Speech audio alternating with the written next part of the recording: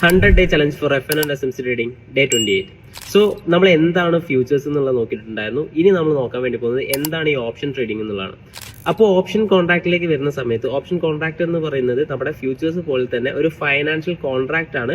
ഇത് ഫ്യൂച്ചേഴ്സിൽ നിന്ന് എങ്ങനെ ഡിഫറെന്റ് ആയിരിക്കുന്നു എന്നുള്ളത് ചോദിച്ചിട്ടുണ്ടെങ്കിൽ ഫ്യൂച്ചേഴ്സിനെ സംബന്ധിച്ചിടത്തോളം നമ്മൾ ബൈയോ സെല്ലോ ചെയ്തിട്ടുണ്ടെന്നുണ്ടെങ്കിൽ ഒരു എക്സ്പയറി ഡേറ്റിന് മുന്നായിട്ട് നമ്മൾ ബൈ ആണെങ്കിലും സെൽ ആണെന്നുണ്ടെങ്കിലും ആ ഒരു ട്രേഡ് നമ്മൾ കംപ്ലീറ്റ് ചെയ്യണം.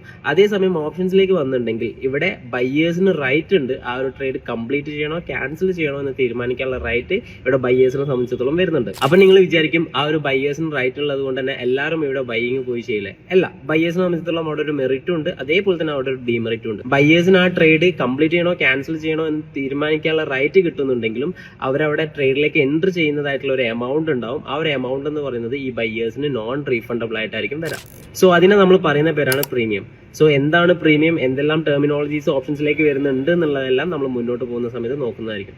സോ എന്താണ് ഈ ഓപ്ഷൻ ട്രേഡിംഗ് എന്നുള്ളത് നിങ്ങൾക്ക് മനസ്സിലായിട്ടുണ്ടെന്ന് വിചാരിക്കുന്നു. ഓപ്ഷൻസിനെ പറ്റി ഇനിയും കൺഫ്യൂഷൻ ഉള്ള നിങ്ങളുടെ ഫ്രണ്ടിന് ഇത് ഷെയർ ചെയ്ത് കൊടുക്കുക. That's 1 minute. See you tomorrow.